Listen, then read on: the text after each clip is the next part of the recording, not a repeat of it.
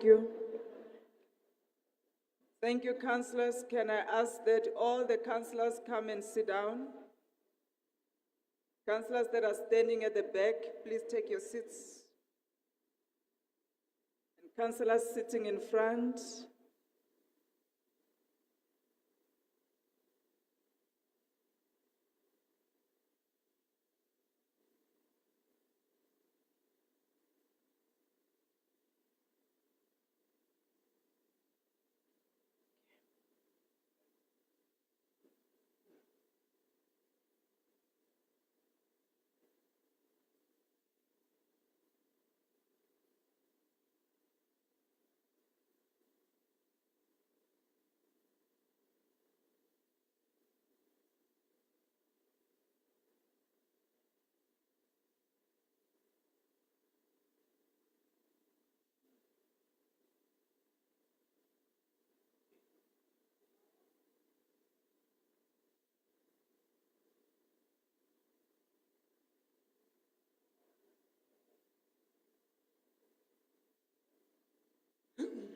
Thank you, councillors. Whip of council. Councillors. Thank you. Thank you, Speaker. We had, in fact, agreed with the majority of whips that we are going to note the items, but the DA had requested that they would want to speak on 4 items, and the FF Plus wants to speak on 3 items, and I think EFF on 2 items. HNSA wants to speak on, I think it's 16 items, Speaker, if I'm not mistaken. Yeah, so, but in principle, we've agreed that we are going to note the items, and we are going to cut on time as well. Thank you. Thank you, Whip. Councillors, based on the feedback from the Whip and also the flash flood warning that has been received, we are going to note all the items and the speakers will speak as has been communicated to me. So the secretary is going to read all items into record. So allow him to read. It's going to be a long list. All items will be read into record. Then I'll go back and call the speakers per the items indicated to speak, and then we note the reports. I think that will assist us and save time. Thank you, councillors.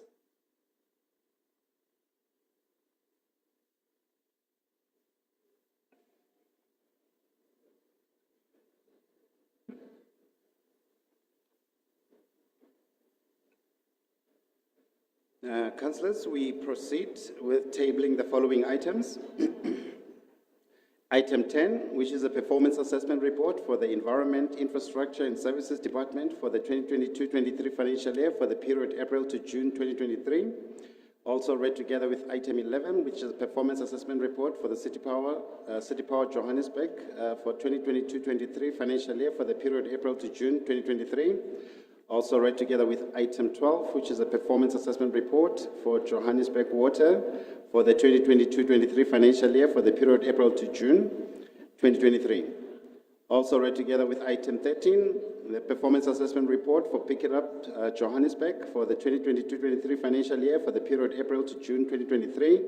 And lastly, read together with item 46, which is an oversight report of Section 79 Environment and Infrastructure Services Committee on the 2022-23 fourth quarter performance assessment report of the Environment and Infrastructure Services Department, Pick It Up Johannesburg Pick It Up Johannesburg, Johannesburg Water and Johannesburg City Power for the period 1st April to the 30th June 2023. Also, item 14 is performance assessment report for Group Finance Department for the 2022-23 financial year for the period April to June 2023, read together with item 15, which is a performance assessment report for the Group Information Communication Technology Department for the 2022-23 financial year for the period April to June 2023. Also read together with item 47, which is an oversight report of the Section 79 Finance Committee on the 2022-23 fourth quarter performance assessment report of the Group Finance Department and Group Information Communication Technology Department for the period April to June 2023. Moving to item 16 as the performance assessment report for the Health Department for the 2022-23 financial year for the period April to June 2023, read together with item 17, which is a performance assessment report for the Social Development Department for the 2022-23 financial year for the period April to June 2023. Also read together with item 48, which is an oversight report of the Section 79 Health and Social Development Committee on the 2022-23 fourth quarter budget and performance assessment report of Health Department and Social Development Department for the period April to June 2023. Moving to item 18 is a performance assessment report for Office of the City Manager for the 2022-23 financial year for the period October to December 2022.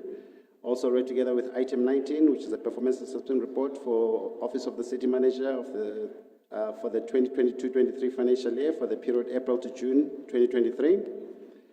And also read together with item 49 is an oversight report of the Governance Section 79 Committee on the second quarter performance assessment report of the Office of the Chief Operating Officer, Office of the City Manager, Group Strategy, Policy, Coordination and Relations, Group Governance, Citizens Relations and Urban Management, Group Communication and Marketing, Group Legal and Contracts, Group Risk and Assurance Services, and Group Forensic and Investigation Services for the period October to December 2022.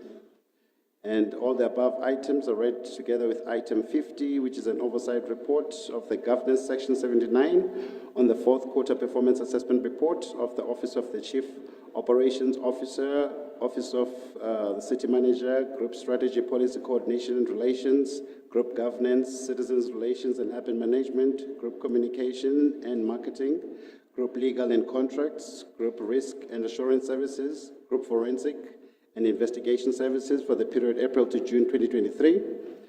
And moving to item 20 is the performance assessment report for the Human Settlements Department for the 2022-23 financial year for the period April to June, read together with item 21, which is a performance assessment report for the Johannesburg Social Housing Company for the 2022-23 financial year for the period April to June 2023, and both items read together with item 51, which is an oversight report on Human Settlements Section 79 Committee on the 2022-23 fourth quarter performance assessment report of the Department of Human Settlement and the Johannesburg Social Housing Company for the period April to June 2023.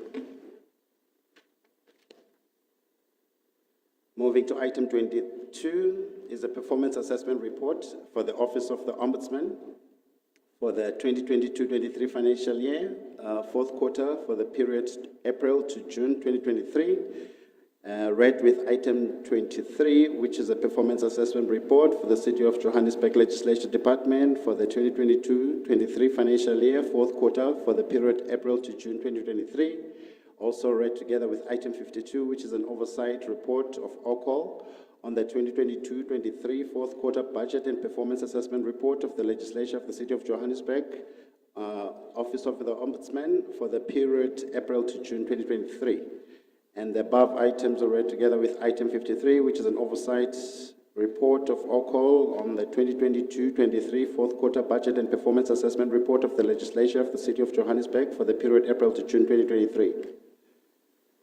Moving to item 24 is a fourth quarter report on the oversight activities of the Petitions Standing Committee for the period April to June 2023. Item 25 is Supply Chain Management Policy Review Report. Item 26 is a Strategic Supply Chain Management Acquisition Status Report reflecting bids considered and approved by the Bid Adjudication Committee for the period of 1st January to 31st March 2023. Item 27 is a Strategic Supply Chain Management Acquisition Status Report reflecting bids considered by the Bid Adjudication Committee for the period of 1st July to 30th September 2022. And item 28 is a Strategic Supply Chain Management Acquisition Status Report reflecting bids considered and approved by the Bid Adjudication Committee for the period of 1st October to 31st December 2022. And also Group Strategic Supply, item 29, which is Strategic Supply Chain Management Operational Status Report for the period 1st July 2022 to 30th September 2022. Item 30 is the Group Strategic Supply Chain Management Operational Status Report for the period 1st October 2022 to 31st December 2022. And item 31 is Group Strategic Supply Chain Management Operation Status Report for the period 1st January 2023 to the 31st March 2023. And item 32 is the Supply Chain Management EAC Deviation and Rectification Report that were considered and approved by the Accounting Officer for the period July 2022 to September 2022. Item 33 is Supply Chain Management EAC Deviation and Rectification Report that were considered and approved by the Accounting Officer for the period of October 2022 to December 2022. Item 34 is the Supply Chain Management EAC Deviation and Rectification Report that were considered and approved by the Accounting Officer for the period January 2023 to March 2023. Item 35, the City of Johannesburg MFMA in-year financial report for the period ended 28 February 2023. Item 36 is the City of Johannesburg MFMA in-year financial report for the period ended 31st March 2023. Item 37 is an oversight visit report of the Section 79 Finance Committee to Orange Farm and Lenasia Revenue Center on the 22 of August 2023. Item 38 is an oversight visit to Flurov by the Section 79 Human Settlement Committee on the 14th March 2023. Item 39 is an oversight report to informal settlement upgrades in Meriting and Naledi by the Section 79 Human Settlements Committee on the 22nd June 2023. Item 40 is an oversight report to Riverside View Megacity and Alexandra Flats by Section 79 Human Settlement Committee.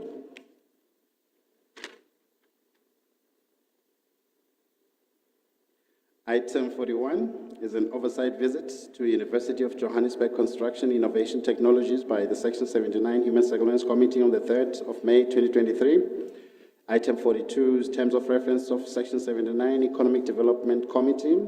Item 54 is the public participation for community-based planning, September to November 2023. Item 55 is the motivation that Council certify as irrecoverable and write-off irregular and unauthorized expenditure for September 2023.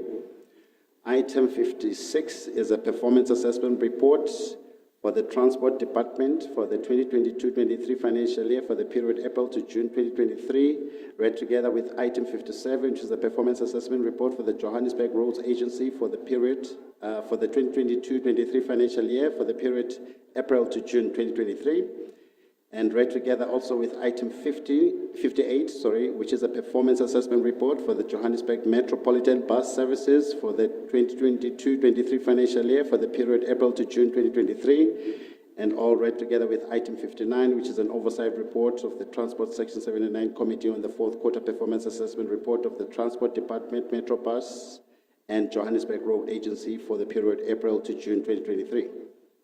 We move to item 60, which is a performance assessment report for the Group Corporate and Shared Services Department for the 2022-23 financial year for the period April to June 2023, and read together with item 61, which is an oversight report of the Section 79 Corporate Shared Services Committee on the 2022-23 fourth budget and performance assessment, fourth quarter budget and performance assessment report of Group Corporate and Shared Services for the period April to June 2023. Item 62 is a short-term funding in 2023-24 financial year from Development Bank of Southern Africa, DBSA. And item 63 is council to note the contract extension for commercial bank services contract A448 with Standard Bank of South Africa to finalize the transition phase for the procurement of the new contract.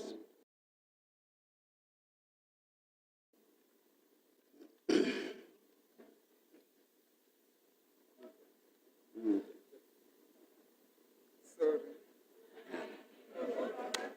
Yes. Sorry. Item 64 is an approval of final performance evaluation results of managers directly accountable to the city manager, which is Section 57 managers for 2021-22 financial year. Item 65 is an approval of final performance evaluation results of the city manager for the 2021-22 financial year.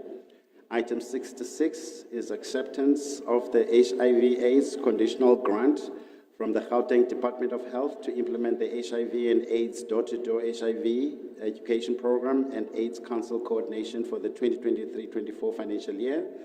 Item 67 is a group strategic supply chain management operational status report for the period 1st April 2023 to 30th June 2023. Item 68 is Group Strategic Supply Chain Management EAC Deviation and Rectification Report that were considered and approved by the Accounting Officer for the period April 2023 to June 2023. Item 69 is Group Strategic Supply Chain Management Acquisition Status Report reflecting bids considered and approved by the Accounting Officer for the period of 1st April to 30th June 2023. Item 70 is Zanspruit and Surrounding Areas Transport Master Plan for 2022. Item 71 is request for approval of the Transport Master Plan and Implementation Plan for the Randburg Central Bus District for 2023. Item 72, City of Johannesburg Water Security Strategy. Item 73, City of Johannesburg Sanitation Policy. And item 74 is request for approval of the reviewed municipal plan bylaw for 2016, and also item lastly 75, which is changes in membership of the various Section 79 committees. Thanks.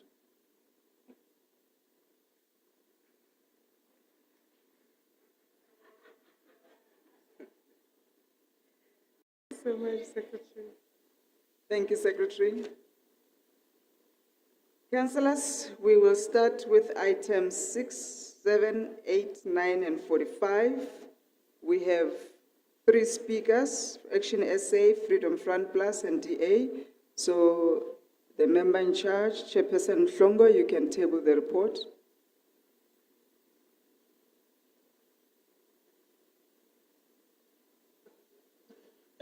Thank you very much, Madam Speaker. Greetings to you. Greetings to the Executive Mayor, together with his entire mayoral committee. Greetings to my caucus leader, Councillor Arnold, and greetings to my fellow councillors.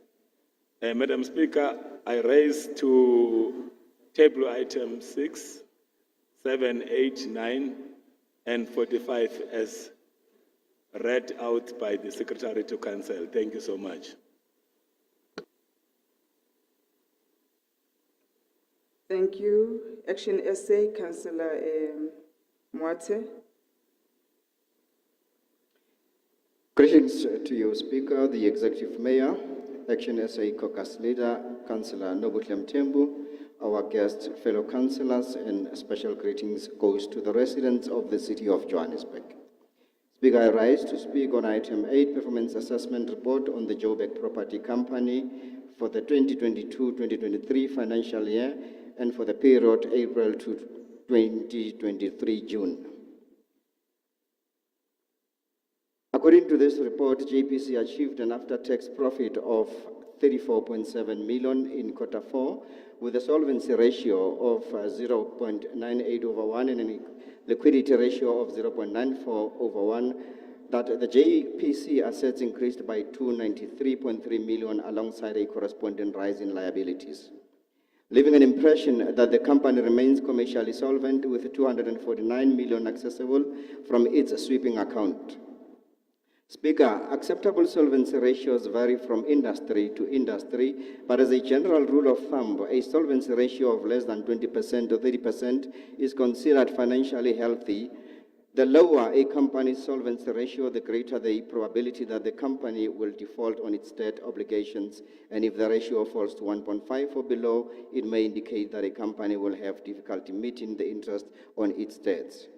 Contrary to the above, during the same fourth quarter of 2022, 2023, the entity identified irregular expenditure of 151 million due to the rise in the irregular expenditure on fleet services and non-compliance with MFMA, amongst others. Whereas these irregular expenditures as recorded are later to be written off, thus encouraging the culture of attracting irregular expenditures, knowing clearly that they will just be written off at a later stage.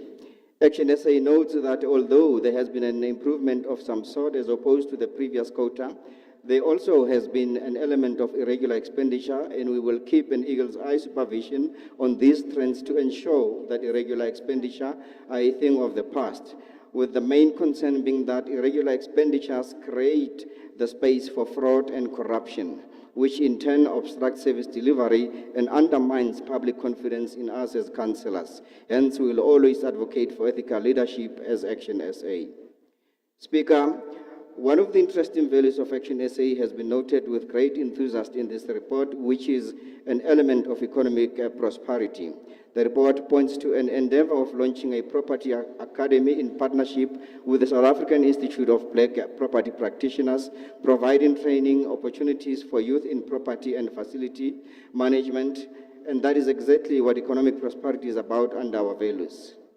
However, the report is silent on how the progress is unfolding thus far. We therefore call upon JPC to ensure that such initiatives are not just lip services but are implemented, and not only to the selective and politically connected, but to the actual beneficiaries who are the residents of the city of Joburg, without contaminating the same effort with political party obsessions and biasness. On the highs and lows, the lowlights are that the entity has not achieved 3 of its 20 KPIs. Apparently, the target depended on the transactions reports for leases being approved by council, and that the reports have not been approved by council. The consequence of reports not getting signed is a reduction in income. Speaker, someone is sleeping on duty here. As for the informal traders, the report informs us about the traders that are resisting to pay their monthly rentals due to a lack of making a profit in their businesses. The report does not advise what the solution will be to this problem, because indeed it is a problem that the city will have. Traders who will 30 use, seconds. Thank you, Speaker. Who will use the loophole to shy away from paying the company that which is due to them.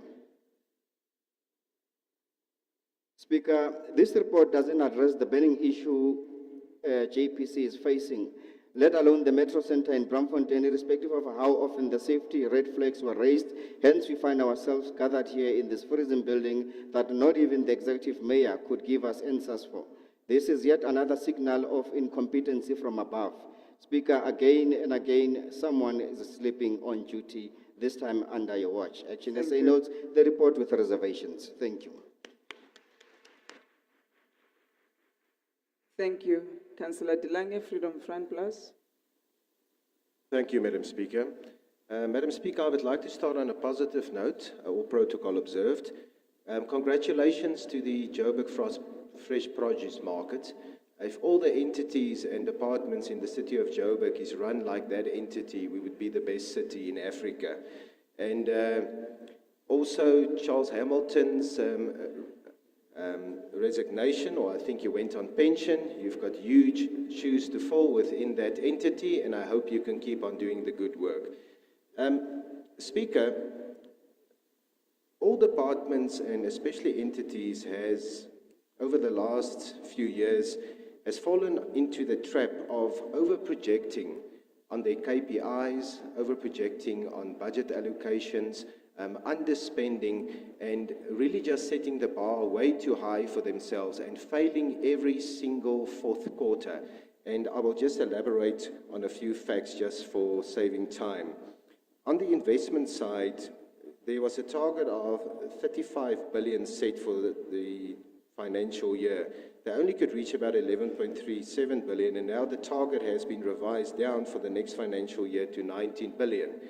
That is, again, don't set the target so high because you keep on failing to actually reach these. What was a bit concerning is the ease of doing business. That is a global ranking. Johannesburg is the ranking for South Africa.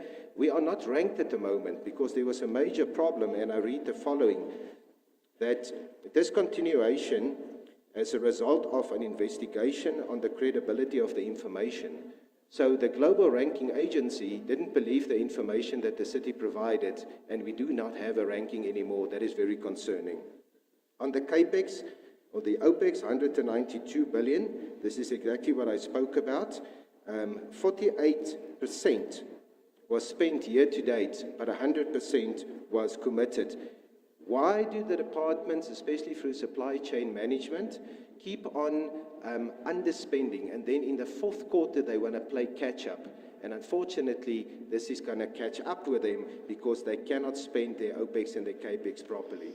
Then on the Joburg property side, Soweto Gate, there's a massive opportunity. I see the tender is open again because we couldn't find a proper person to tender for that development, and there is massive job opportunities that can flow out of the Soweto Gate area.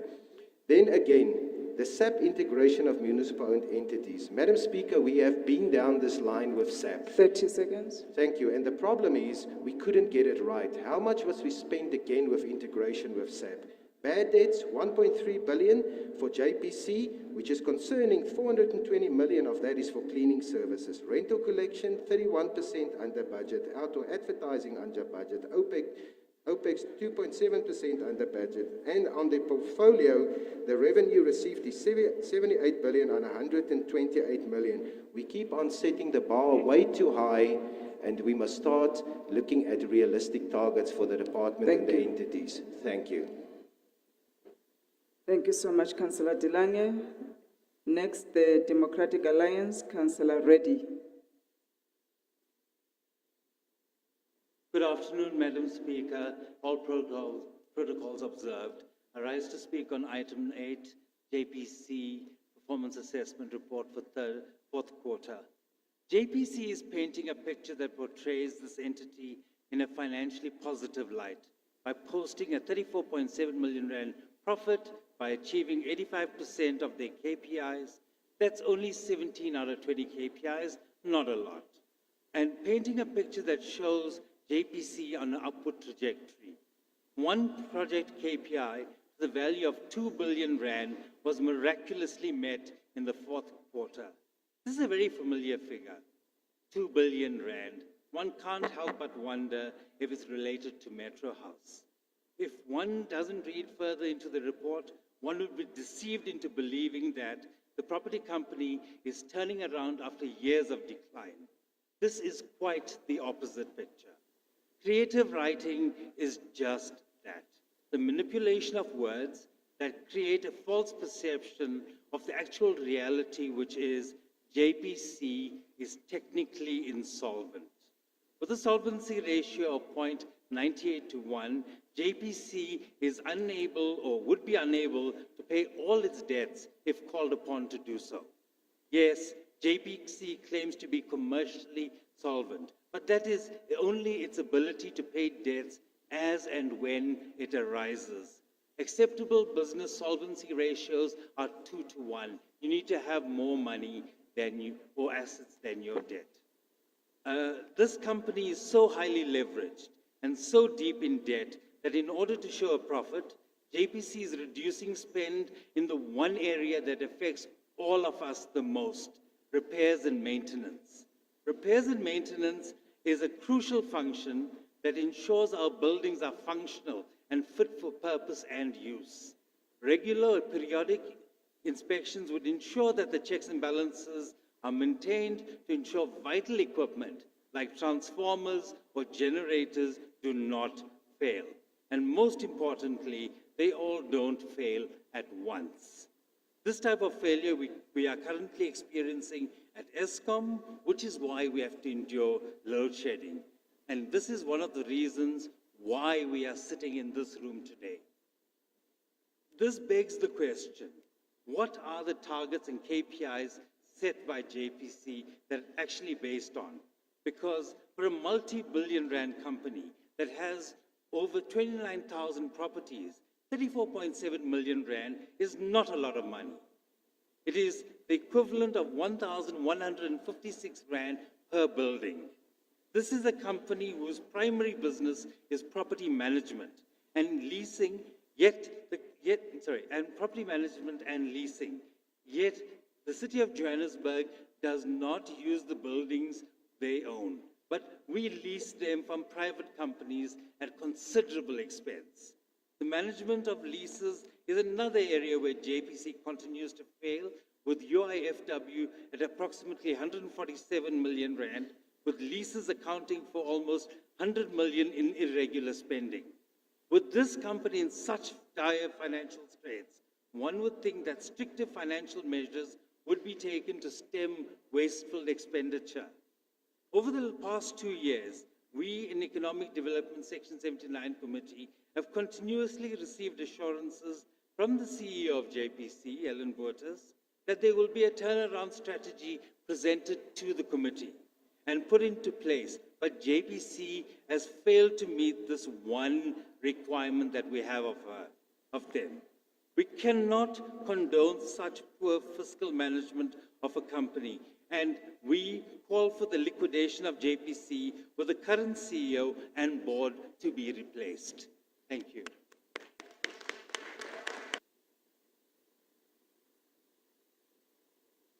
Thank you, Councillor. MMC Mnisi.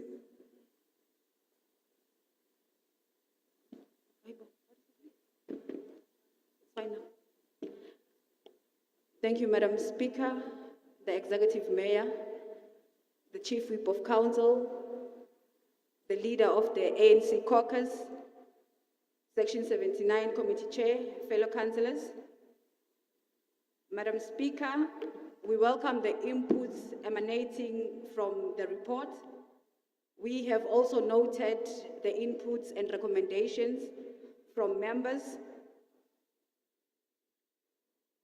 Madam Speaker, for the first time in the history of the city of Johannesburg, it should be noted that Joburg Market achieved a significant milestone by achieving a turnover that exceeds 10 billion rands.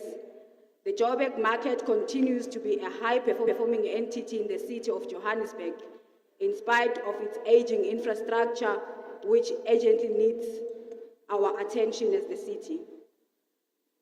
We are making an appeal to the MMC of Finance to consider increasing the city's investment in our market infrastructure, which will not only maintain its performance, but increase its potential to reach even greater heights. Madam Speaker, we are also determined to digitize the market so that it continues to be relevant to the rapidly changing market environment. This will not only further modernize the market, but also ensure that it achieves the goal of becoming a smart market in line with the smart city priority. A smart market will also ensure that the market's current financial sustainability is maintained and protected in line with the GLU priorities. When we took over as the government of local unity, we made good governance to be one of our key priorities. I am happy to report that the board and the management team ensured that there are no internal audit and auditors general's findings at Joburg Market. Madam Speaker, we were able to release 177 properties for the transfer of residential homes to beneficiaries in line with the city's service delivery mandate. The team at JPC has embarked on a program that pays special attention on bad buildings within the inner city. Madam Speaker, we convey our sincere condolences to the families of those who lost their loved ones in the fire incidents which recently occurred in the inner city. The government of local unity is working tirelessly in a bid to prevent a reoccurrence of the latter. It should also be noted, Madam Speaker, that we are working tirelessly to address the legacy unsigned reports that we found in the department. In this quarter, it should also be noted that the entity performed exceptionally well. It has moved from 30% to 80%, Madam Speaker. As I conclude, the milestones we were able to achieve affirms the implementation of the GLU priorities that were outlined by the Executive Mayor. We further pledge to advance the 24th Growth and Development Strategy, which outlines the type of a city we seek to achieve in Joburg, a smart city, a city that is accessible and provides access to services for all residents. As I take my seat, Madam Speaker, we wish all the matriculants a success in their exams. Thank you.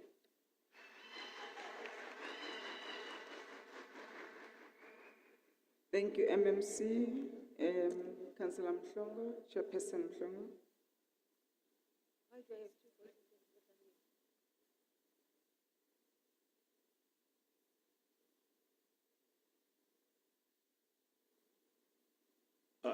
Thank you once more, Madam Speaker.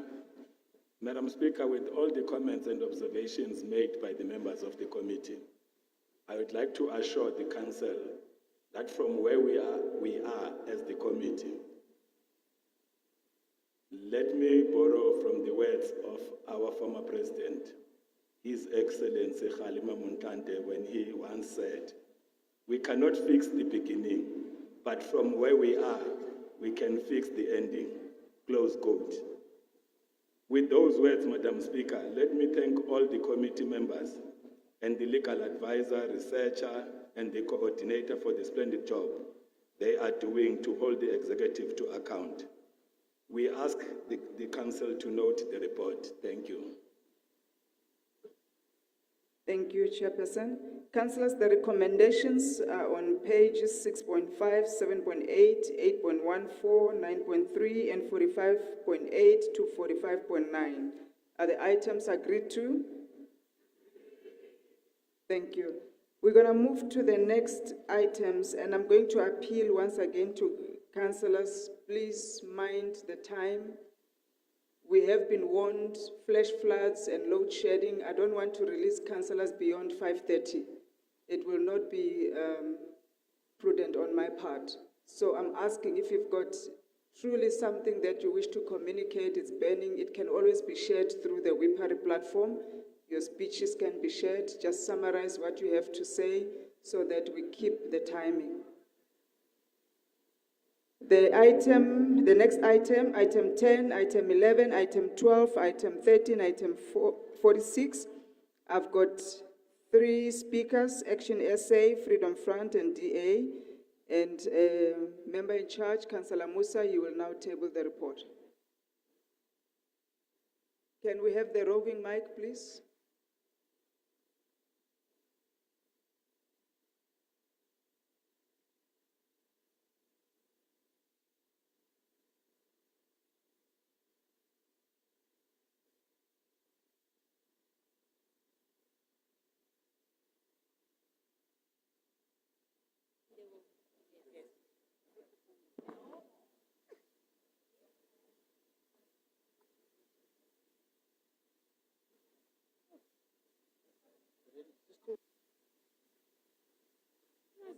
Thank you, Madam Speaker. And the Honorable Al-Jama Executive Mayor, Commander, the Chief Whip of Council, the Chair of Chairs and the esteemed MMCs, all chairpersons of the respective Section 79 committees, distinguished leaders of all political parties, fellow councillors, managers and officials of the council, the city manager, distinguished guests, media and fellow citizens. Let me also mention all protocols observed at the same time, the progeny of the human race that we respect in peace. I, Imran Musa from the Al-Jama Party, firstly want to thank the EISD Section 79 Committee for the sterling work and inputs and the valuable contributions and the collaborative nature of assisting with regards to our committee and assisting with regards to their presence. I applaud you and I thank you for collaborating and working in a manner that was not very political, but having the service delivery first for the city of Johannesburg. I thank you to ensure that the services provided by this very important entity is continued in the manner that you have been contributing to. I also, at the same time, must observe respect and peace to the progeny of our ancestors, Abram and Adam. As much as I am a patriotic South African, I am at the same time a patriotic humanitarian.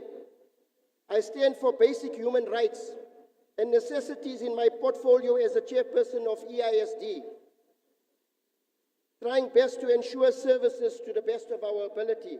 Presently, I am highly emotional and strong in my unequivocal support for basic services to be provided to any human on earth, and I will be failing in my duty to ensure internationally that no human is subjected and deprived of water or electricity in my portfolio.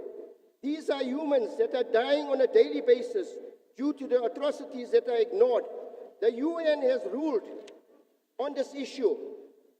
The United Nations ruling has been ignored to adhere to basic human rights and necessities.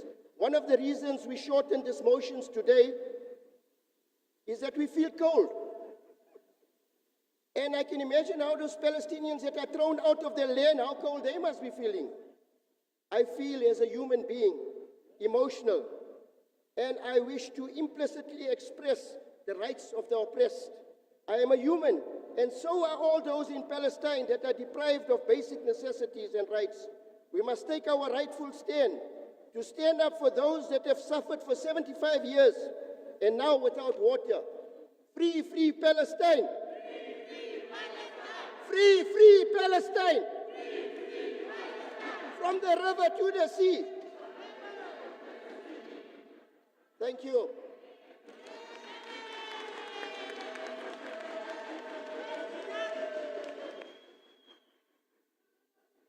Thank you. We start with the Freedom Front Plus, Councillor Schmidt. Speaker, I rise to discuss city power and Joburg water. The situation in this report and subsequent to this report is that things have not got better, things have got worse. Chair, can we please get a bit of silence in the hall here? Councillors, Councillor Musa, everybody was listening when you were talking. Can we please sit down, councillors? Proceed, Councillor Schmidt. Councillor Smith, please proceed. Thanks, Chair. The situation has got worse since this report came out. There's been parts of the south that have been sitting without water since middle of August. There is parts of the south that have been sitting without electricity for days on end. Things are not getting better. And what's really knocking me at the moment is the fact that officials do not respond to councillors' queries. If you ask them for feedback, you get ignored. I brought this up in the Section 79 committee. And I also want to bring up the issue relating to Joburg Water, and the Environment Department needs to do a full-on investigation as to sewage leakages that they are not attending to, and specifically I refer to the pump station for Lifted Freda, which I have been raising for months, and nothing has been done about it. I got a report from them 2 days ago. It's a copy and paste. I will give you a copy of it. It's a copy and paste situation where they copied from one other station to another and sent me the report thinking that it would keep me quiet. Well, it hasn't. And it's time that the officials started to understand that we are councillors and that we need to be answered, because the community is tired of waiting. I thank you. Thank you, Councillor. Councillor Coogan, Democratic Alliance. Not here. Thank you. Councillor Bitka.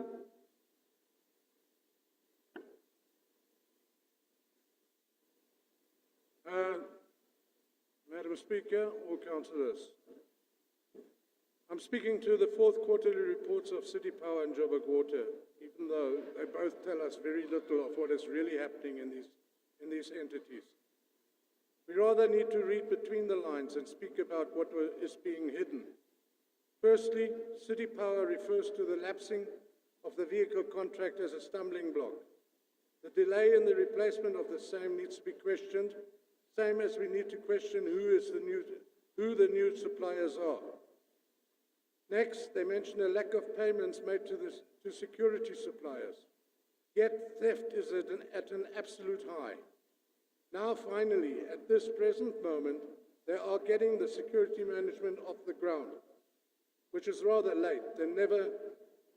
After all, they already lost more than their annual budget for replacement mini substations in the first 3 months. Now to the lack of income. It shows a desperation that is so great that City Power decides to cut off prepaid customers for not buying as before, even though they can clearly see that they have installed solar power.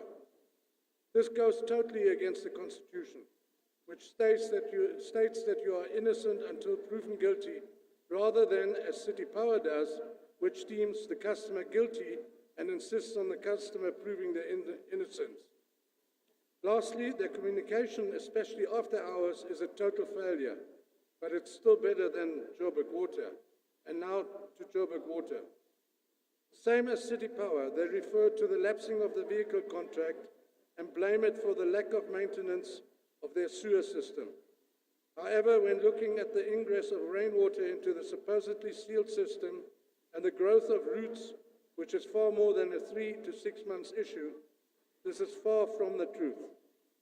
Here again, we need to have a good look at the new contracts entered into with apparently 10 different suppliers. The resulting failure of the sewer system has resulted in a total destruction of our waterways. This has already caused cholera outbreaks, yet the results of our water tests, which are done in all our rivers, are being omitted from our quarterly reports.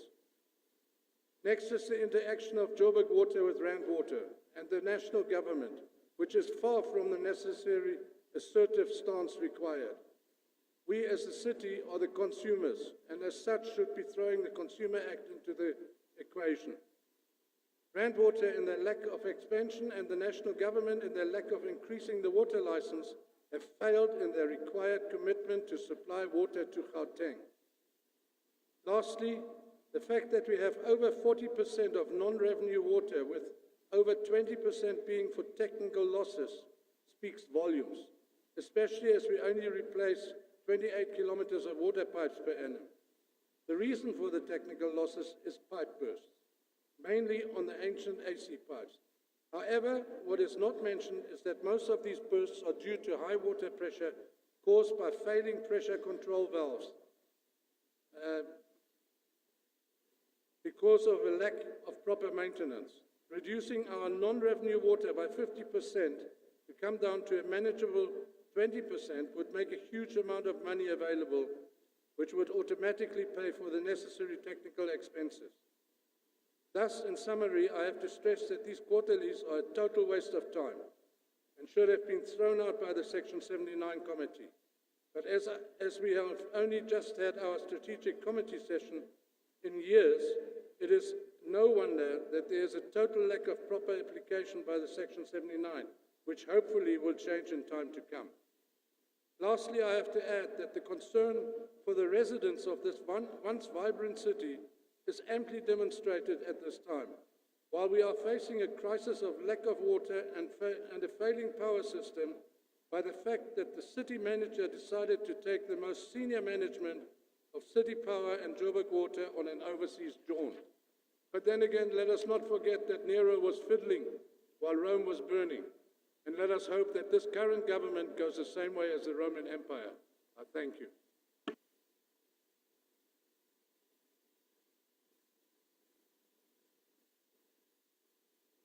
Thank you, Councillor Bitkau. MMC Squaila. Sorry, MMC, just please hold on. I missed Action SA, Councillor Mashala. Action SA, Councillor Mashala. Speaker of Council, Caucus Leader of Action SA, the Executive Mayor, esteemed guests, fellow councillors, I greet you all. Madam Speaker, it's really disheartening for us as Action SA to bring this up in this House again. We have these entities here whose main objective is to render basic service delivery and revenue collection for the city. But as we speak, there is little to none of these effects. With city power, it goes without saying that due to load shedding, our communities are constantly battling darkness, meaning that our residents feel even less safe in our city. Furthermore, residents now suffer water shedding as a result of load shedding, both of which have come to be a painful thorn in our people's lives. Residents of Ferreirasdorp, Brixton, and many more are unfortunately at the receiving end of this dereliction of duty by Joburg Water. These affected community members have even resorted to bracing the rain and cold to peacefully protest outside for their basic human right to have access to water. As we speak, City Power is sitting at more than $1 billion in deficit. The same City Power is owed close to $8 billion by both private and government departments. Speaker, City Power contributes to more than 30% of revenue in the city. So we would like to know what the MMC's plan is to recover this $8 billion from these government departments, and what his strategy is to improve revenue collection efforts for the city. The power utility must exert pressure by shutting down services of all those who owe the city and are able to pay so as to enable the city to effectively manage continued services to the indigent among us who are unable to pay. And Speaker, if the MMC has no plan, Action SA is here to guide him in making sure that we get these entities to work for our people. Action SA note this report. Thanks. Thank you, Councillor. MMC Squaila.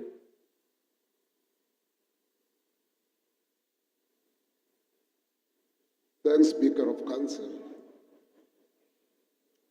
Good afternoon to yourself, Executive Mayor, Leader of Caucus of the ANC, Chair of Chairs, Chairpersons of Committee, and obviously Chairperson of the Committee of ESD Association, fellow councillors present. Speaker, let me acknowledge matters and issues raised by councillors in this meeting, and obviously indicate that there is a work in progress that has been done by both the Joburg Water and City Power in terms of the collection of revenue. You might have witnessed on quite several occasions across the city where City Power going around disconnecting customers that are in the city of Johannesburg. We are doing this, Speaker, across the city and across all societies. We have done it in informal settlement, in suburbs, and also in business. We are also looking forward in these coming days to go to government department that owes city services. So those are part of the strategies that we have employed to recover funds and make sure that the city of Johannesburg will continue to have money. Let me also indicate, Speaker, that we are busy installing prepaid meters in various areas in the city of Johannesburg, including Cosmo, part of Soweto, and so on. So engaging councillors and communities in terms of the date and time in which such meters are going to be operational or activated. Such initiative will assist in terms of city getting its own revenue, because we believe that residents must pay for services that they're consuming. I think we'll look at such matters that are raised by other councillors, such as Bitkau, in terms of the payment of suppliers, that I can believe that across the city we are experiencing such. And also let me touch on the issue of sewer that is flowing within our river streams, Speaker. This matter is a concern to myself and the department. Now, when you are around Jukskei, around Broma Lakes, you see that the water is changing color, becoming green. That's a clear indication that is sewer, in fact. And part of our funding, it means that there are areas where our people are using their own plumbers to connect them sewer instead of coming to the city of Johannesburg for such particular changes, because they would not want to pay for extra services that they are applying. And as a result, such plumbers then connect this sewer in a KI that's supposed to, in fact, take rainwater instead of sewer coming from our own systems. Now, we'll be running a community programs where we're going to conscientize our community around this particular issue. We take this matter very, very seriously speaking. I must also indicate that the city of Johannesburg, we must begin to exercise a water-saving mechanism, because I think we are consuming, obviously, way above a license requirement. There are discussions with Rent Water, and they are saying that we must cut water per household consumption. Otherwise, then we must then apply for additional license, which we wouldn't be able to afford as the city of Johannesburg. But we'll obviously using Joburg Water to continue to do those campaigns to our own community to save water. Speaker, I must indicate here that as the city of Johannesburg, we are facing a predicament that, in fact, we are struggling to recover after Rent water outage. It will take us 2 to 3 weeks, at some stage even more. I'm told even the area where we are, commando system, is normally the last one to recover. There are 8 other parts of the system where we don't have water. So where there's a city and this government of City of Johannesburg, we must begin to think of investing in our own water harvestation, purification system plants. Then we move away to 100% independent on Rent Water, Speaker. Again, I must indicate that some of these challenges are as a result of various contributions, such as migration that are coming in Johannesburg. We keep on witnessing more than 15,000 monthly people who are migrating in Johannesburg. And as a result, this brings strain to this particular entities, Speaker. There are plans, I must indicate, that we must have a cleaner Johannesburg. There are programs within Pick It Up of deploying recently deployed cooperatives and EPWP programs that are going to be targeting in cleaning mainly inner city and other cities across, and also informal settlement in the whole city of Johannesburg. There's a program that is under discussion currently between economic development and public safety to bring about a comprehensive long-term strategy to have the city cleaned altogether. Because we could have learned that part of the problem is actually a bylaw enforcement within the city of Johannesburg. Thanks, Speaker, for the time left report we noted. Chairperson.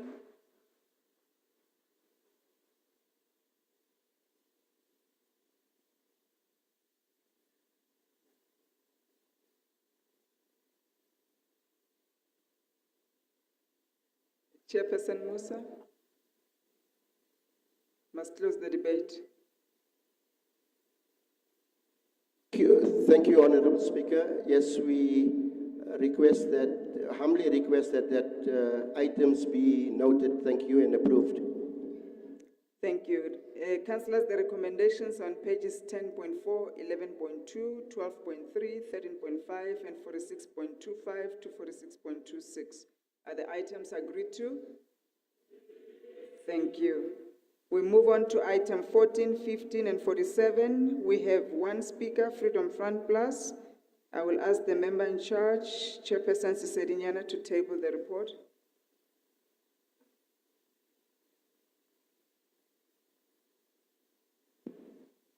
Thank you, Speaker. The Chief Whip of Council, Councillor Zungo, the leader of the caucus of the African National Congress, Councillor Dada Morero,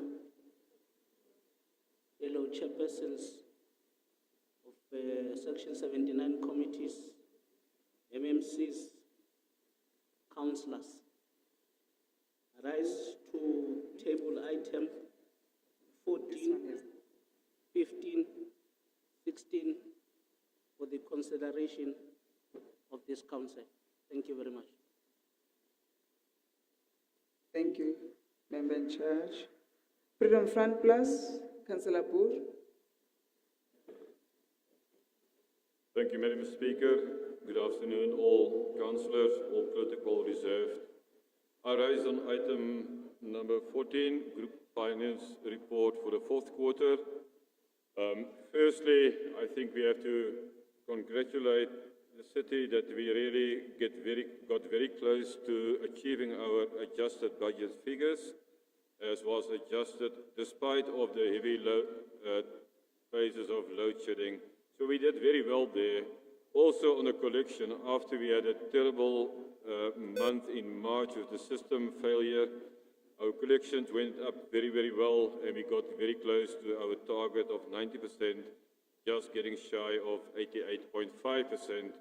However, Madam Speaker, there are two very serious points of concern that I want to raise on this report. The firstly is the issue of the rising debt.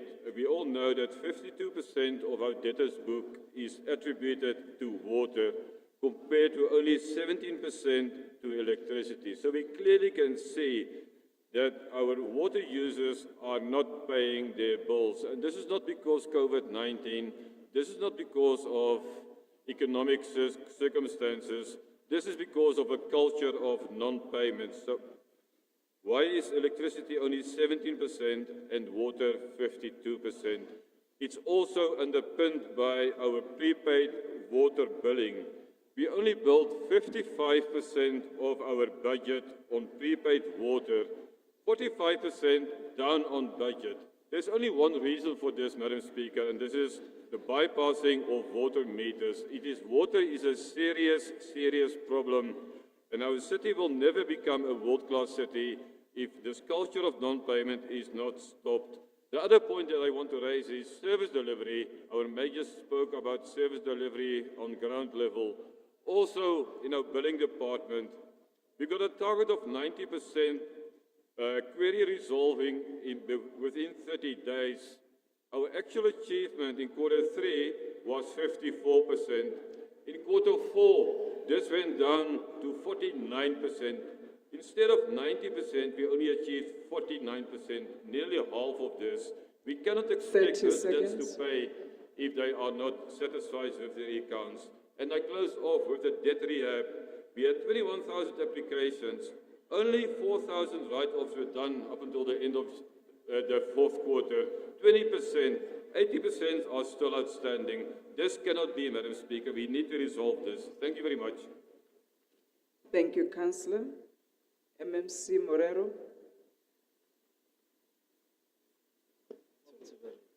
Thank you, Speaker of Council, the Executive Mayor, the Chief Whip of Council. I would like to note all the comments as made by Councillor Boer, which I think they will help us to attend to the gaps in our report. Thank you. Thank you, MMC. Chairperson, Cesariani.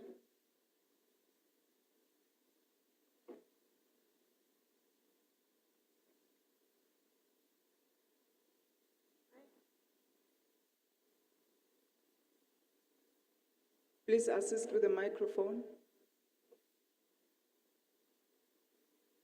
IT, please assist with the mic. Thank you, Speaker. Let me thank the input, of course, and as well to take this opportunity to thank all leaders of political parties for their contribution and support staff as well as legal team, as I also wish to forward this for the consideration by Council. Thank you. Thank you, Chairperson. Councillors, the recommendations are on pages 14.3, 15.2, and 47.8. Are the items agreed to? Thank you. We'll now move to items 16, 17, and 48. We don't have any speakers on that item. We'll go straight to the recommendations. The recommendations are on pages 16.7, 17.129, and 48.18. Are the items agreed to? Thank you. We move to item 18, 19, 49, and 50. We only have one speaker, action essay. Chairperson Nontenja is not here. I will ask any member of the committee just to table the report.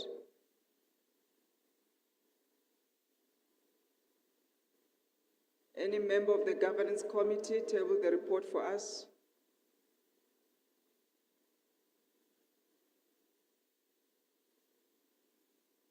Councillors, do we have members of the governance committee where Chairperson Nontenja is the chair? Just rise and table the report. You don't have to make a speech.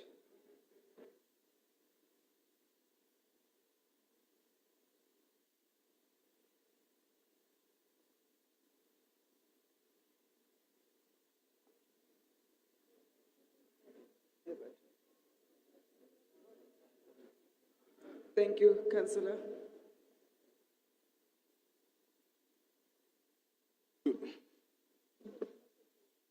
Thank you very much, Speaker.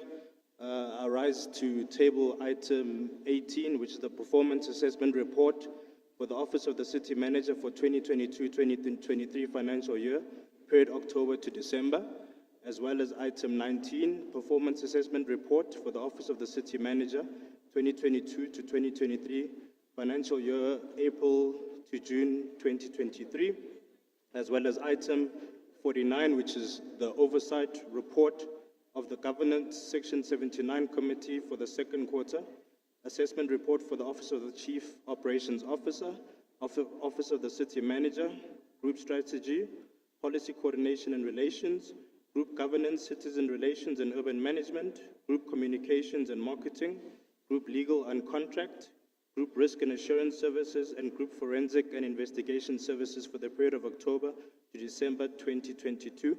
And finally, item 50, which is the oversight report of Governance Section 79 Committee of the fourth quarter performance assessment reports of the City, of the Office of the Chief Operations Office, Office of the City Manager, Group Strategy, Policy, Coordination and Relations, Group Governance, Citizens Relations and Urban Management, Group Communications, Marketing, Group Legal and Contract, Group Risk and Insurance Services, and Group Forensic and Investigation Services for the period of April to June 2023. I thank you.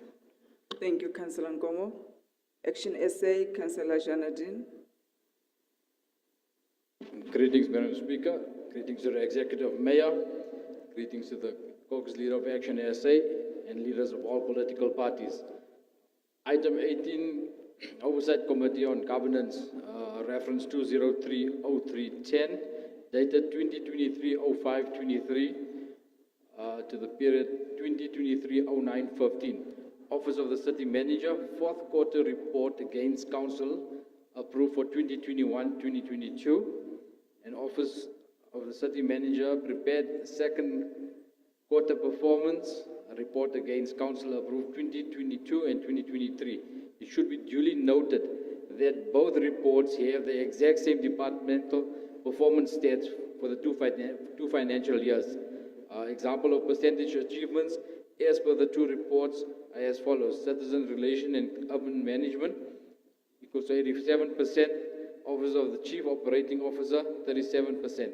Thus illustrating that the performance has not progressed or has in reality regressed and is actually unfactual. Item 19, staff composition breakdown of the occupation levels deems racially discriminating, taking into consideration the allocation classification based on the race and gender. Of the 42 job allocations to be made available to the makeup of or a department, 22 is allocated to African male, 1 is allocated to colored male, 14 are allocated to African female, 3 to Indian female, and 2 to white female. The numbers speak for themselves, stating that this classification screams out bias and inequality. None of the above stated speaks of sound management or dynamic department improvement. Thank you. Thank you, Councillor. MMC Masuku.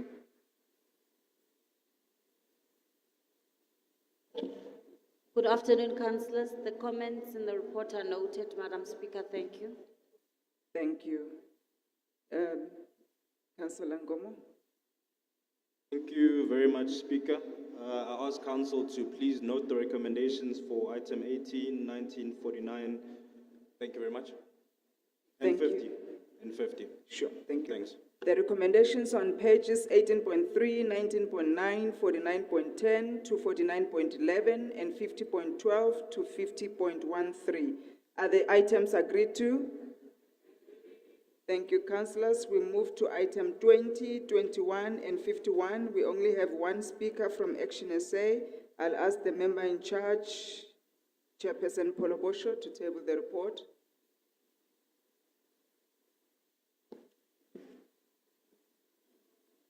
Thank you very much, Madam Speaker.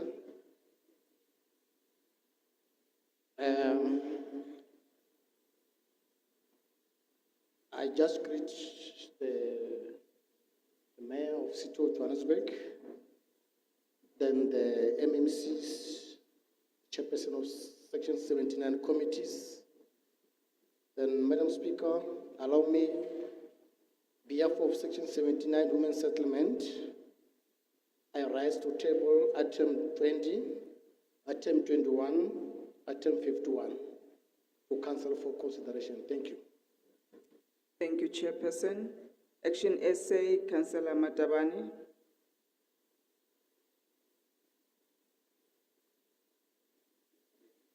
Greetings, Speaker. Greetings to Action SA Caucus Leader, Councillor Nobuhle Mthembu.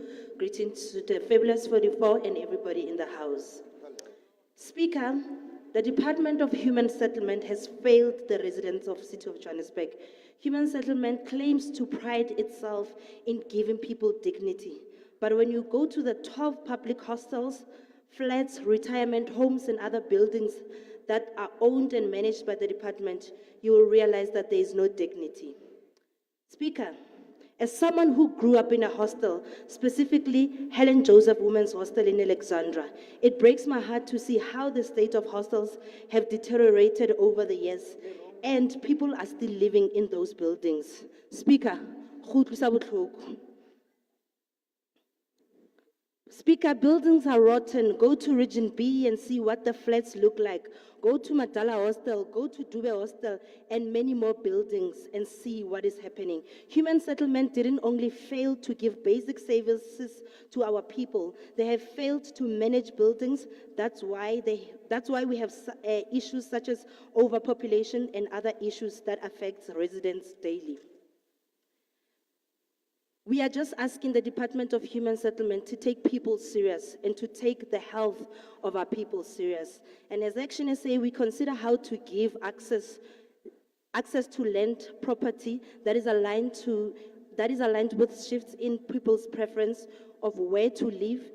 And we must expand access to safe, clean, and inclusive living spaces where people can enjoy quality life. Thank you, Speaker.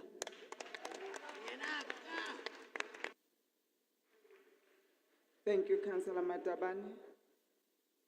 Action SA, Councillor Ngwencheni, are you also speaking?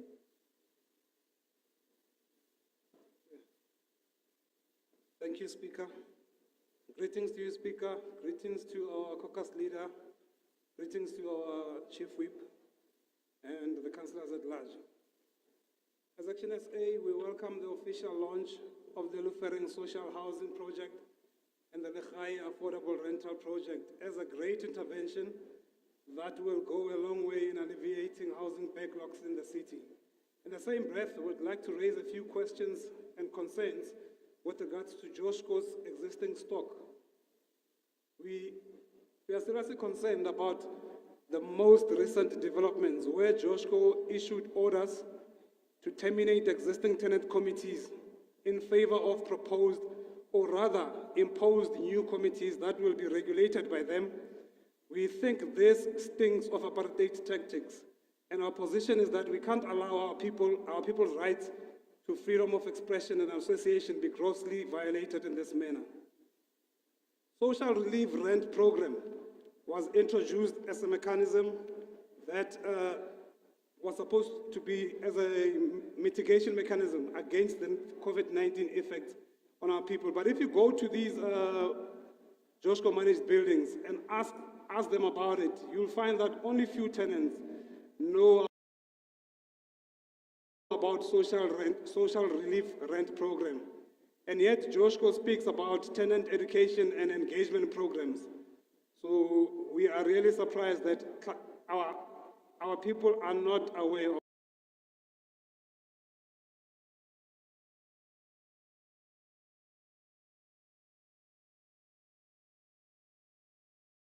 of this. We call on Joshko to engage Social Housing Regulatory Authority to assess the issue. We believe our people are gradually buying into the culture of service, so the poor safety and security issues discourages tenants to pay their rent as well, it must be noted. And this, without a doubt, will carry a negative effect on Joshko's collection rate. We've received reports of numerous stolen vehicles that were recovered in a number of Joshko's managed buildings. And we believe that there's literally, in fact, based on the information that we are receiving, there's literally no access control in most of these complexes. I only have two short questions for the MMC. We request clarity about Joshko's lease agreements that offer tenants an option to buy. Is she aware of this? The cleaning personnel as well, we believe that it's short-staffed. We've seen staff being transferred to other complexes, some getting better jobs elsewhere, but were never replaced. Is there a reason why? Thank you.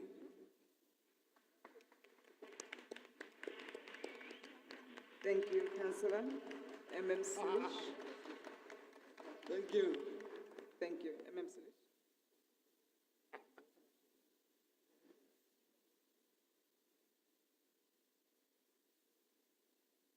Thank you, Madam Speaker. Greetings to the Executive Mayor, the City Manager, the Speaker of Council, the Chief Whip of Council, all chairpersons of Section 79 committees, the PA Caucus Leader, all MMCs and fellow councillors present. I welcome the tabling of the Human Settlements Department and Joshko's fourth and final quarter report for 2022-2023. During the quarter, many difficult decisions had to be made about what to focus on for the year to come, since we have a limited budget and unlimited demands. The public consultation process as part of the IDP process familiar refrains in all 7 regions. People desperately need more housing opportunities, whether it is RDPs, social housing, better hostels, affordable rentals, service stands, student accommodation, first home finance, the transfer of title deeds, the repairs and maintenance to retirement villages, upgrading of informal settlements, and so much more. We are not discouraged by the scale of the challenge, but rather reminded of the importance of our mission to keep up with the ever-increasing demands on us in the human settlement space.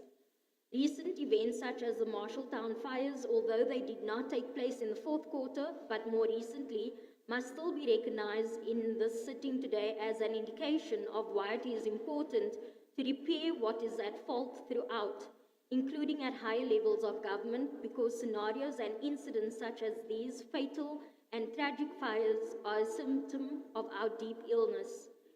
We need to address the root cause of being able to transition people who have been driven into unsanitary and unsafe housing situations, or who are the victims of inevitable disasters, into temporary accommodation from where they can be processed properly.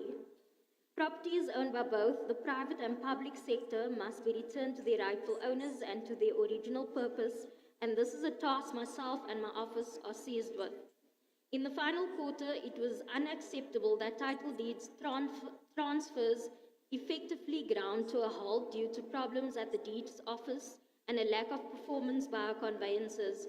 I understand that the department is getting back on track with this, and I have been pleased to be part of more handover ceremonies of late for title deeds and to meet with the joyful recipients and residents.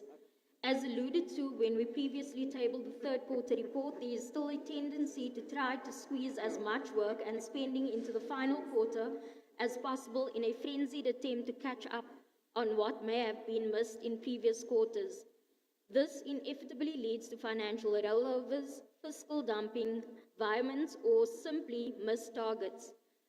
I have made it clear to both Human Settlements and Joshua that we need to see more evenly paced spending and delivery in this financial year. We need to adopt a mindset of improving our processes so that the results will take care of themselves.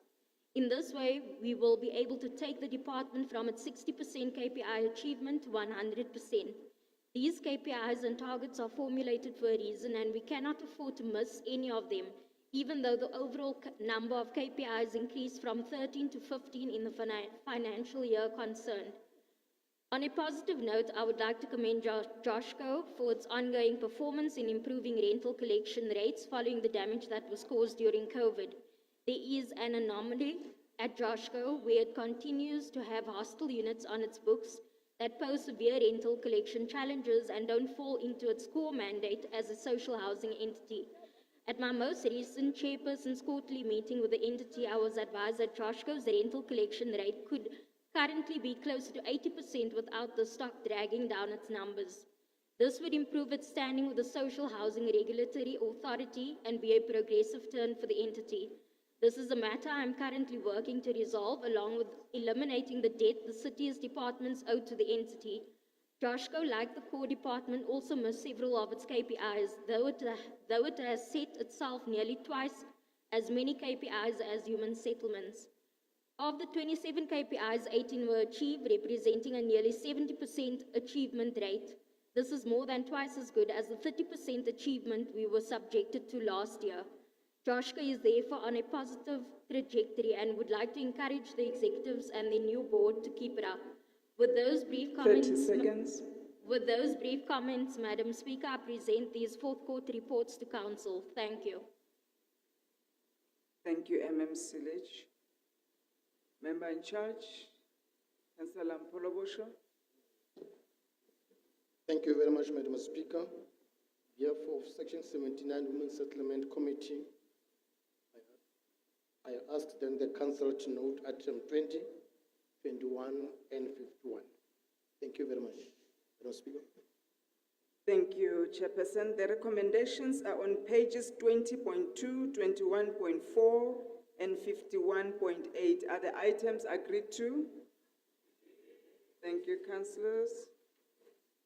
Next, item 22, 23, 52, and item 53. We only have one speaker, Action SA. Member in charge, Councillor Chairperson Rafferty.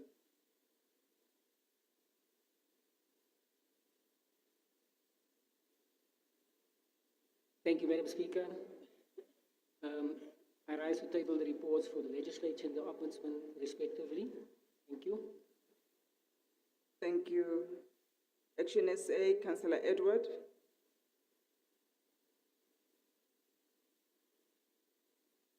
I rise on item 22. Thank you, Madam Speaker.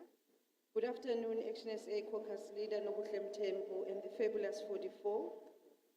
I'd like to use this opportunity to highlight some of the Office of the Ombudsman's performance areas. Today, there's a pressing concern that affects not only the city of Johannesburg, but also the very core of our shared humanity, the violation of human rights as we stand in this vibrant city, known for its resilience and history.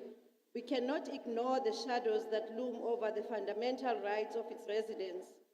Johannesburg, a city of promise and diversity, has unfortunately witnessed a darker side, one marked by instances of human rights violations because of the non-functional of the current administration. It is disheartening to acknowledge that our fellow residents continue to face service delivery failures and violation of their basic rights as enshrined in the Constitution. An example at hand is the Marshalltown building that burned down, claiming many lives. This reality contrasts with the principles of equality, dignity, and human rights. Our responsibility as a city is to ensure that human rights are not just protected, but actively promoted. Policies should be enacted to dismantle discriminatory structures, ensure justice prevails, and uplift marginalized communities. The Office of the Ombudsman should play an active oversight role to ensure that these policies, bylaws, are implemented as prescribed. The Office of the Ombudsman should also continue to demonstrate a commitment to investigating complaints of maladministration to improve the confidence and accountability in the city, identifying systematic risk and gaps in the delivery of service, and tackle red tape in the administration. The fourth quarter performance of the office was 76%. The office achieved 12 KPIs out of 17 KPIs, and 5 were not achieved. In conclusion, Madam Speaker, let us commit ourselves to the principles that define the Office of the Ombudsman, the principles of justice, accountability, and good governance. Together, let us continue to build a Johannesburg where every resident's voice is heard and where the pursuit of justice is a shared journey. We as Action SA note the performance assessment report. God bless the people of Johannesburg, Action SA, and South Africa as a whole. I thank you.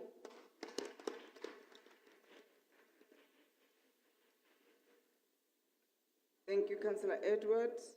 Councillor Zwane.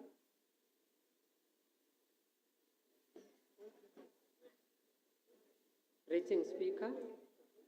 Greeting to Action SA Caucus Leader Nobuhle Mthembu and the Fabulous 44.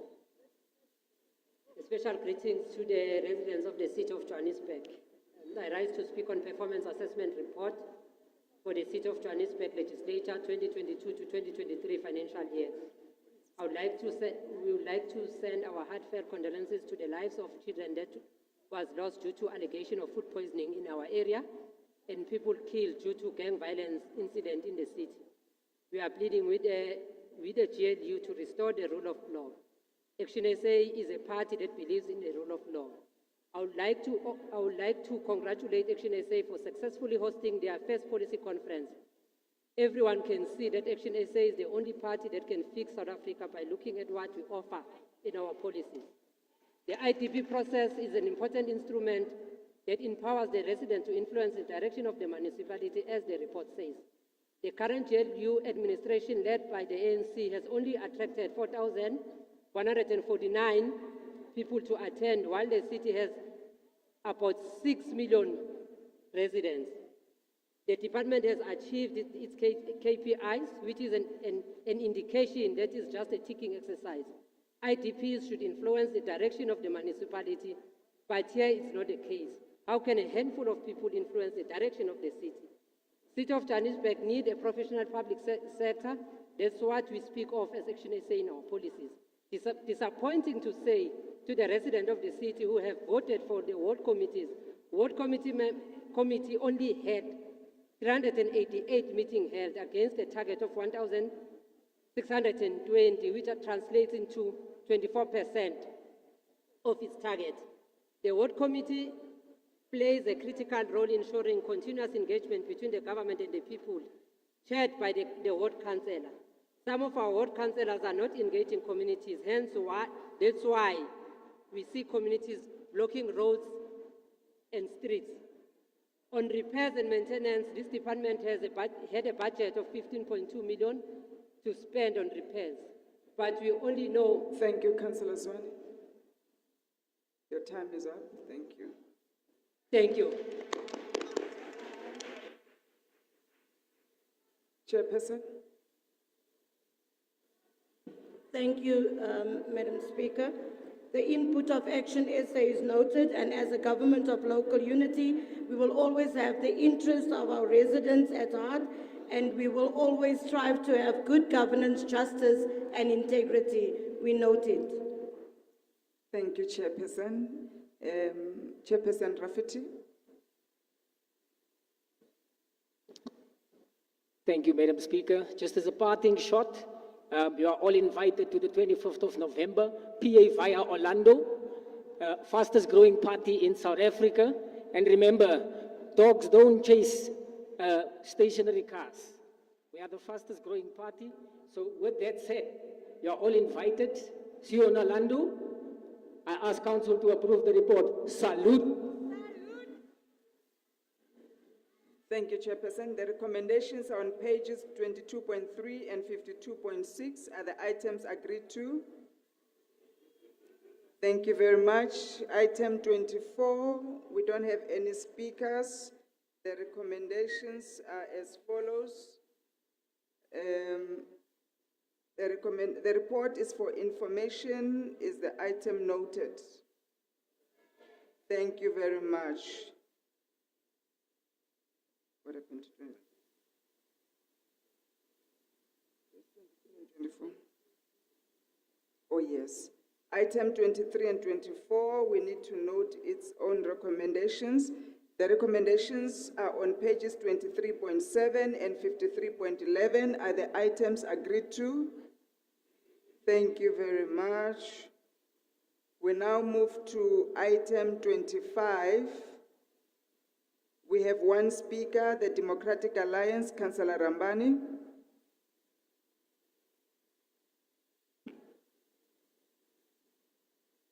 Thank you very much, Speaker. Speaker, Section 111 of the Municipal Financial Management Act 56, 2003 requires each municipality and municipal entity to adopt and implement a supply chain management policy which gives effect to the requirement of the MFMA. The City of Johannesburg has embarked on a process of amending its SCM policy, which was last adopted in 2019. That was during the coalition government led by the DA. When the GLE was introduced for the first time in 2019, they abandoned the legislative duty to review the supply chain policy. The AG found that the Auditor General found that 2019-2020 and 2020-2021 SCM policy was not reviewed timeously. MTG started the supply chain policy review in 2021-2022, and under the leadership of Councillor Julius Sudabe, because of the DA, get things done. The DA members of Section 79 Committee, Section Finance, continue to fight for the review to come to council at our committee sitting. Speaker, the DA welcomed the draft review policy, and as it actually addressed all the Auditor General findings. Speaker, allow me to speak to the things that has to do with an oversight that must be done by us as councillors. The city manager must at least annually review the implementation of this policy by way of a revised policy document and/or annual report on the implementation of the policy.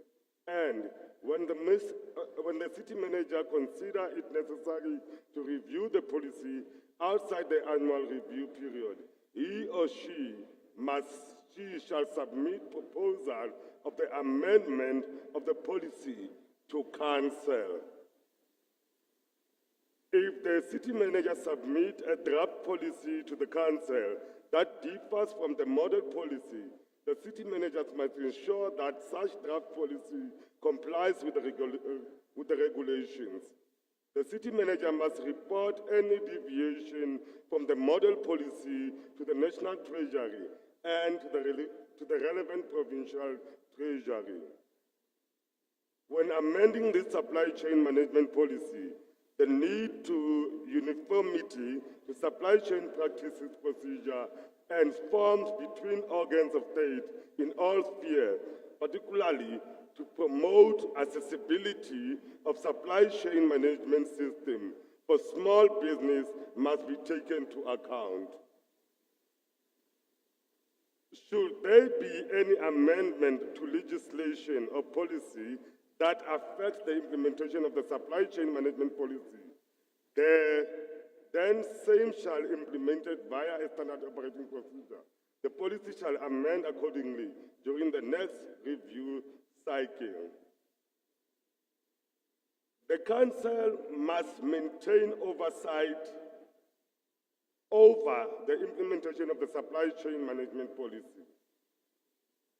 Within 30 days of the end of each financial year, the city manager must submit a report on the implementation of the supply chain management policy of the municipality and of any municipality entity under its sole control to the council of the municipality. And whenever there are serious and material problems in the implementation of the supply chain management policy, immediately submit a report to council. Speaker, the Democratic Alliance notes this report with all its content, and we would like to add a recommendation number 6, which we recommend that training be provided to councillors and entities, board of directors on the oversight, role and limitation on the implementation of the policy. I thank you.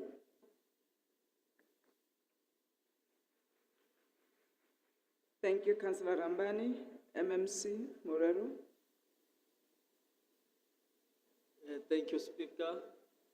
I would like to note the comments. We will consider some of the comments made by Councillor Rambani. Thank you, Speaker.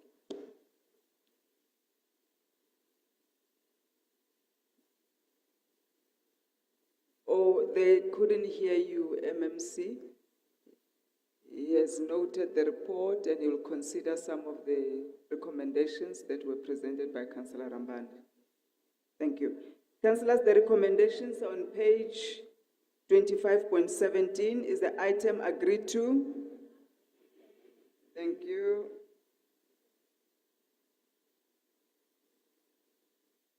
Item 26, we don't have any speakers on it. The recommendations on page 26.2 is the item agreed to. Thank you. Item 27, there are no speakers. The recommendations on page 27.2 is the item agreed to. Thank you. Item 28, there are no speakers. The recommendations on page 28.2 is the item agreed to. Thank you. Item 29, there are no speakers. To which recommendations? The recommendations on page 29.4 is the item agreed to. Thank you. Item 30. Yes? There is a speaker, Councillor Peterson. Or Councillor Peterson, you were not submitted. That's fine. Which item is that? 29? Which item are you speaking on? Item 29? Speaker, on 26, 27, 28, 69, I'd like to put them all as one item, as they all speak to the same. Yeah, you can speak on all of them. And it goes up to 68. There are 12 items in total.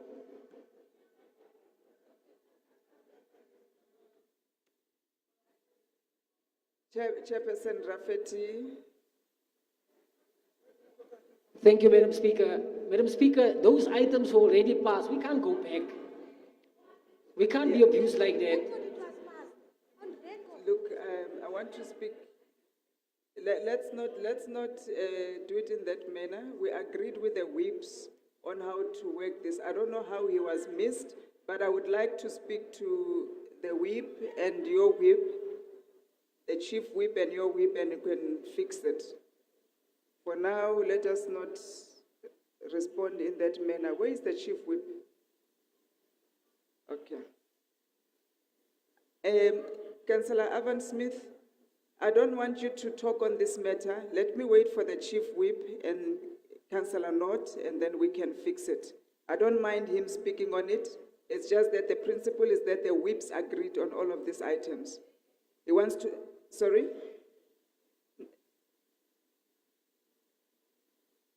I was in the meeting, he was not there. Were you there? I didn't see you. Don't worry, let me wait for the chief whip. Okay. I've noted the items that Councillor Peterson wants to speak on is item 26, 27, 28, and 29. And? Speaker, and, sorry, let me just go to the part. But now we're opening the whole thing for speaking. And 29, 30, 31, 67, 32, 33, 34, and 68. No, but let's wait for where's the whip of council? Can you call him for me?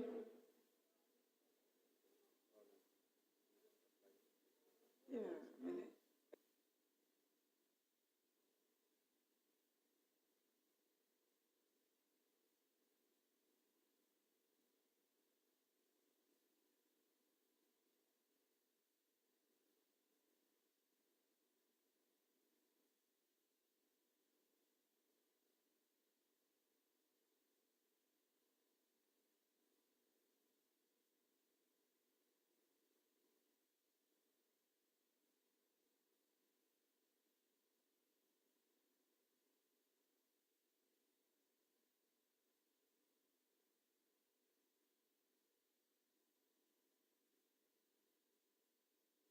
I'm waiting for the chief whip. Councillor Musetla, you can speak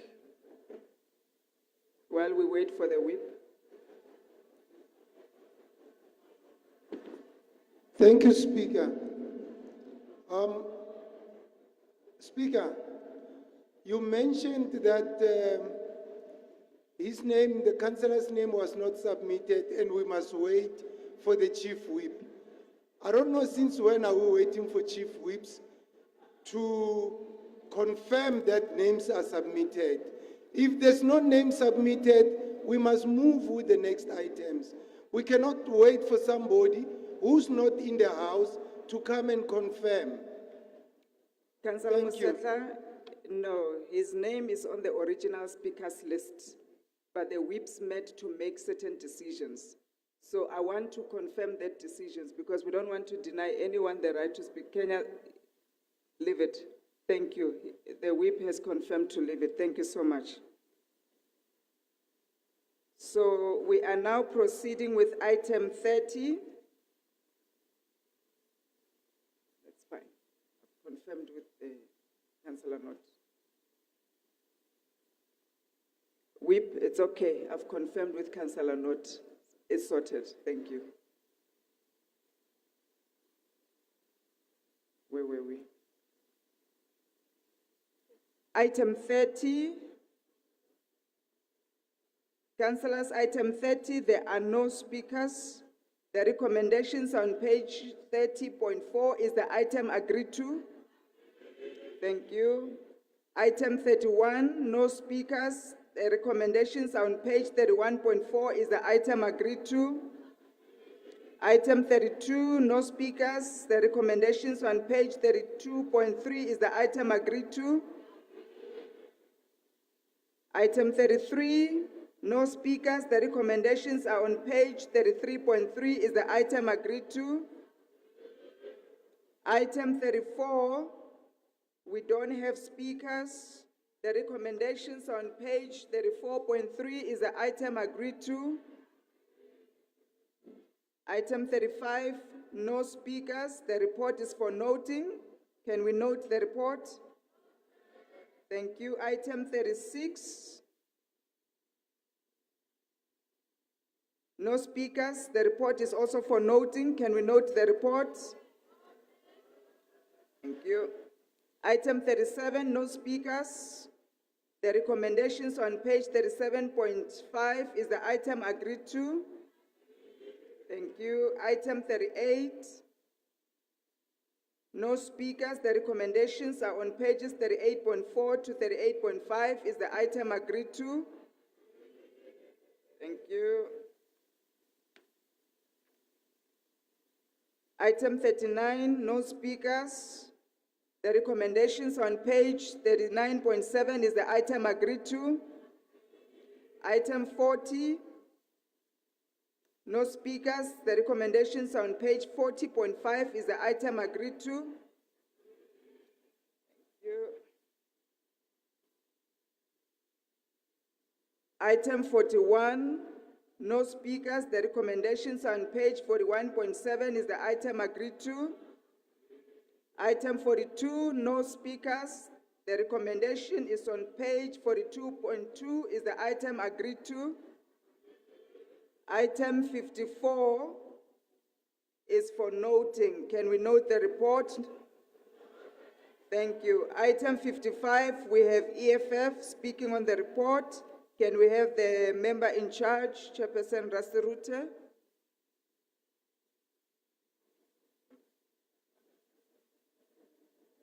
Thank you very much, Speaker, and greetings to all my colleagues.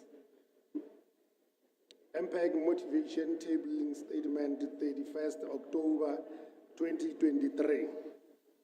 Madam Speaker, I rise to table the motivation by the Section 79 Municipal Public Account Committee for Council to certify as irrecoverable and write-off irregular and unauthorized expenditures.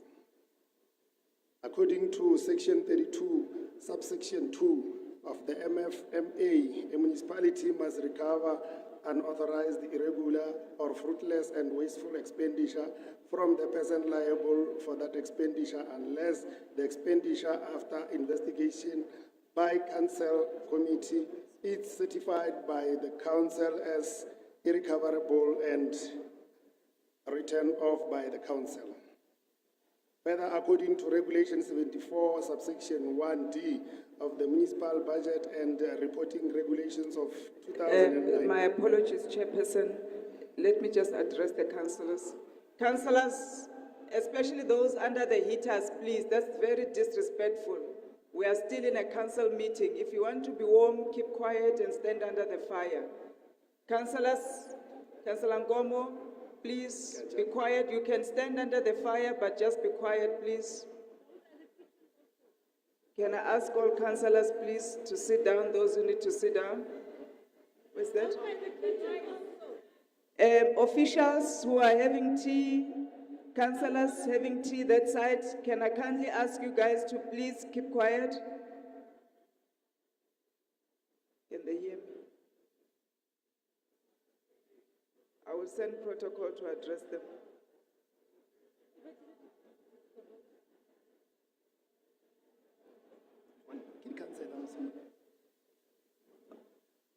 I'm going to ask the whips, if your caucus is somewhere there, please call them to order, because clearly they can't hear me.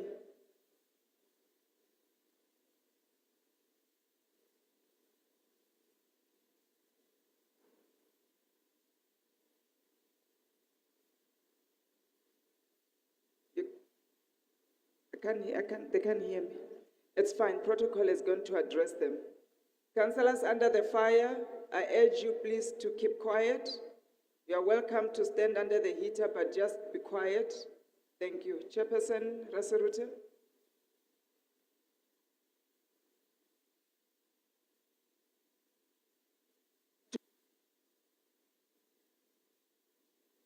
Nakensa Speaker. Further, according to Regulation 74, subsection 1D of the Municipal Budget and Reporting Regulations of 2009, once a council committee has investigated the recoverability of UIFW expenditure, the committees must submit a motivation to council explaining its recommendation regarding the recoverable of the expenditure. Speaker, noting this piece of legislation,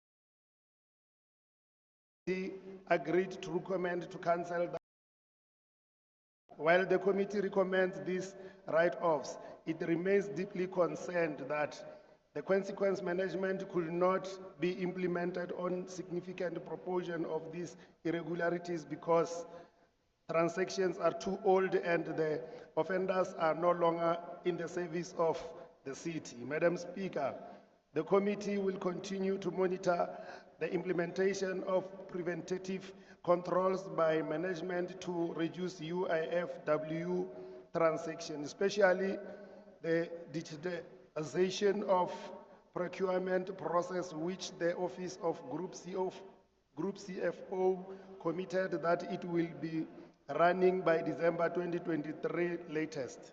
Speaker, Council should expect a significant decrease in the UIFW expenditure balance as a result of committee's commitment to speed the process, investigations, recovery, and write-offs of historic UIFW. In conclusion, Madam Speaker, the committee recommends that Council certifies as irrecoverable and write off the expenditure as listed in the report and its annexures. Thank you very much, Madam Speaker. Thank you, Chairperson Rasterute. Councillors, the recommendations are on page 55.3. Is the item agreed to? Thank you. Item 56, 57, 58, and 59. We've got the DA speaking on the item. I will ask the member in charge, Councillor Ndlela, to table the report. Chairperson Ndlela.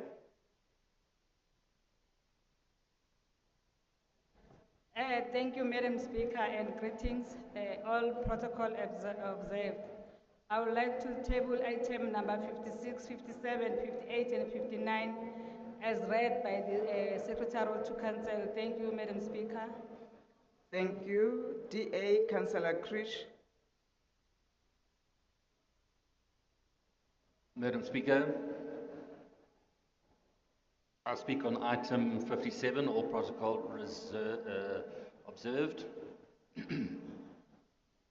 It's that time of the year in council where we get to see what the entity has really done in the last 12 months. Road surfacing, 261 kilometers in a 12,000 kilometer network. 2% of our road surface has been done. Gravel road upgraded, 8.4 kilometers in 12 months. Open drains converted to underground drains. A marvelous and spectacular 170 meters, well under target. SMMEs used, 102 over a target of 100. EPW work opportunities, 163 over a target of 150. And here's my real perler. In a city with potholes deep and wide, you can actually have cars swallow them. 40,000 potholes. Now, if the executives of Cllr actually did their homework and read their annexure, on page 30, the report actually refers to 37,796.64 potholes. Now, I don't know what a 0.64 of a pothole looks like, but I'm sure we can figure that out. Manhole covers, 392. Guardrails, 7,075 meters.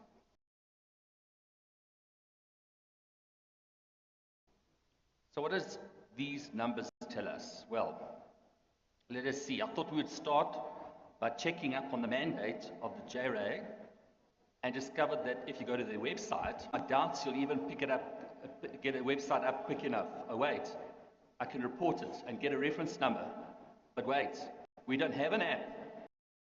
It's almost 2 years to the date when the Transport Committee had promised a new app would be imminently launched. It's a good thing I didn't hold my breath. And all this with the new MTC as part of the Transport Department. So I thought we'd get some progress there. With a budget of 1.4 billion, we are getting very little value. Even though we are using SMEs and creating EPW opportunities and blowing out the targets, we still drive on broken infrastructure. The JRA are pretty much doing nothing. We still have over 55 bridges near collapse, and we haven't even hit the rainy season. We've only covered 170 meters of drain in a year. In a year. We've covered 2% of our road surface and only upgraded 8 kilometers of gravel. That's roughly 3 roads in a township. Your 775 meters of guardrails equates to 1,750 meters. Your 775 meters of guardrails equates to 7 kilometers of road. 7 kilometers of road. That's the distance between Empire Road and Glenove Road on the M1, which is in dire 30 need of seconds. guardrails. Sorry, 30 seconds. There's only one thing we're missing. We're missing our MMC. Where have you been for the last 4 meetings? The all-important strategy session noted your absence. The performance report of the Court of the JRA is dismal, with an estimated allocation of road resurfacing roughly 260 million and pothole repair budget of 10 million. What are you doing with the balance of the 1.1 billion rand that's left over? Our treasured asphalt plant, the jewel of the city, or is it more of a sinkhole? We still await the actual performance of the so-called asset, knowing very well that it's the 3rd time it has been relaunched in 7 years. So let's be honest. I've seen these numbers before. There's nothing new. Thank nothing you, insightful. Councillor. We need leadership, MMC, not champagne. We need more tar and less.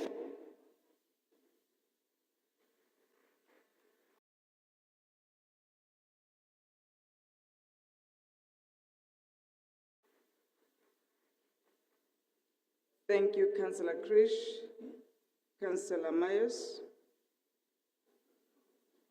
Thank you, Madam Speaker. All protocol observed. Speaker, the festival of Halloween begins this evening and is celebrated by many around the world. Also known as the Eve of the Christian Feasts of All Saints, Day dedicated to remembering the dead, the saints, the martyrs, and the departed faithfuls. For the kids, it's a time of trick or treat. Therefore, it's quite ironic. Excuse me, Madam Speaker. Therefore, it's quite ironic that. Councillor, please just hold on. Councillor Not. Madam Speaker, there is a lot of noise. There We is. are battling to hear the speakers, and it's coming from that side over there. If we can please Thank you. I will ask address them it. to respect council. Thank Okay. you. Yes, Councillor. Bengo. Am I audible? Speaker, with respect, man, maybe if you switch off that T there, we'll have a progressive council meeting. That T is a problem there.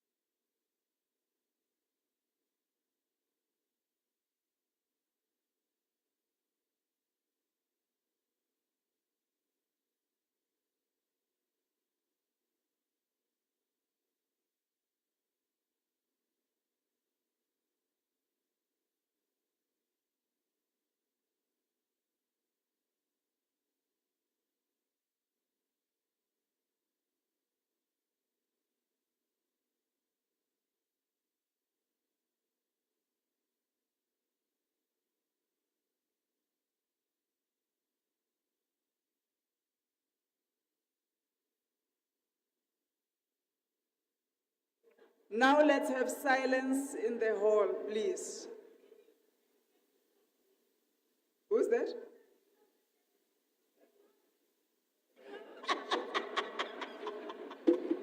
Whip of Council is assisting me to keep order, right?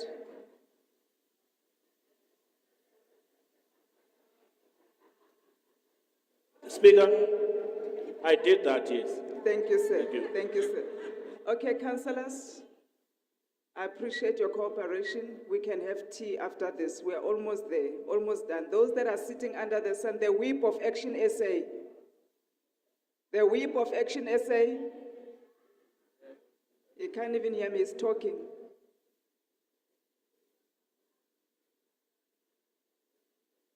Can you please sit down?